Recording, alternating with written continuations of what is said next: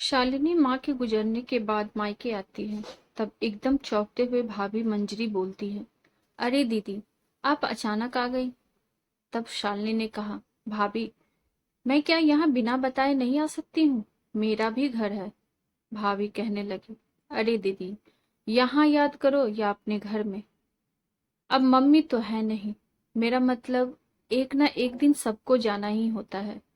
वो चली गई। खैर। फिर शालिनी ने कहा, भाभी, मुझे माँ की बहुत याद आ रही थी। देखो भाभी, माँ के बिना ये घर कितना सूना हो गया है। पहले मैं यहाँ आती थी तो कितना अच्छा लगता था। तब मंजरी भाभी कहती है, नहीं तो, मुझे नहीं लगता कि घर सूना हो गया है। जाने वाले को तो नहीं रोक सकते ना। एक ना एक दिन सबको इस दुनिया से जाना है। बस केवल यादें ही रह जाती हैं।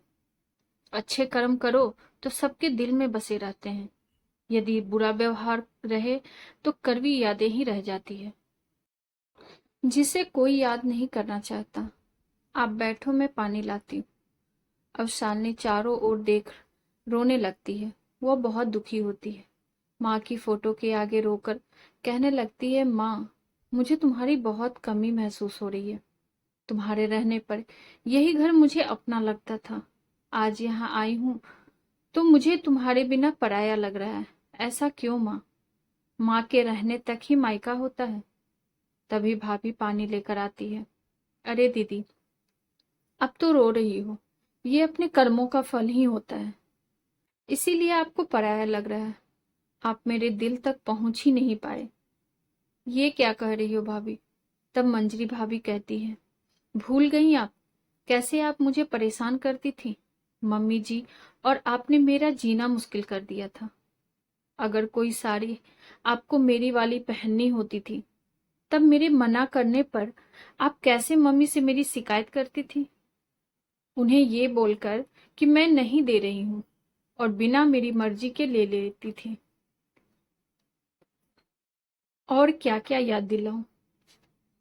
मेरी तबीयत भी ठीक नहीं रहती थी, तब पर भी मुझसे काम कराया जाता था। और तो और, मुझसे आप दोनों ने मेरी आजादी छीन ली थी। यहाँ तक कि मायके भी जाना हो तो मम्मी की मर्जी के बिना नहीं जा सकती थी। दीदी, आपने और मम्मी ने जो दर्द दिया है वो मेरे लिए नासूर के समान है। उन्हें चाहकर भी नहीं भूल सकती। भाभी, ये सब क्या कह रही हो? आपको इतनी दर्द और तकलीफ थी मुझसे और मम्मी से? हाँ, हाँ दीदी, ये दर्द एक न एक दिन तो छलकना ही था। वैसे आप यहाँ कब तक रहोगी? मैं अनचाहे रिश्ते को दिल से नहीं निभा सकती। तब शालिनी को अपनी कही बातें याद आने लगी।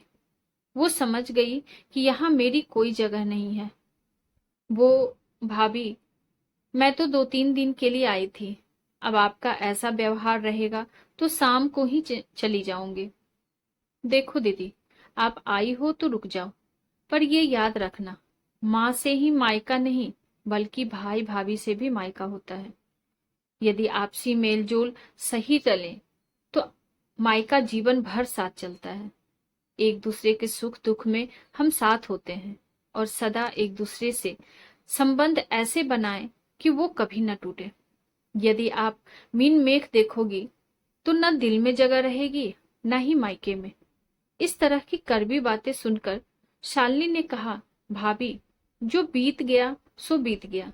वो कल था। कड़वी बातें भूलकर हम नई शुरुआत आज करते हैं।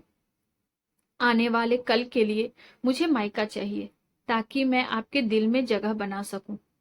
मुझे माफ कर दो भाभी। मैं अब ऐसा दुर्व्यवहार कभी न करूंगी। मेरी शिकायत करने की आदत आपको दुखी कर दी।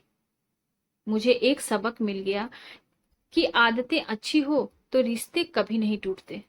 मैं अपना काम कराने के लिए माँ से जो शिकायतें करती थी, उसी का परिणाम है।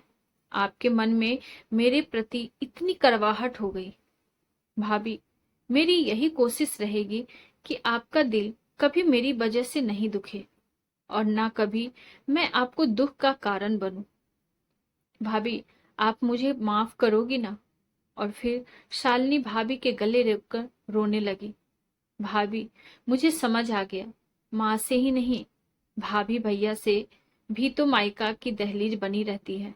जिस बेटी का मायका हो तो उसकी ससुराल में हमेशा अहमियत होती है, उसे हल्के में नहीं लिया जाता।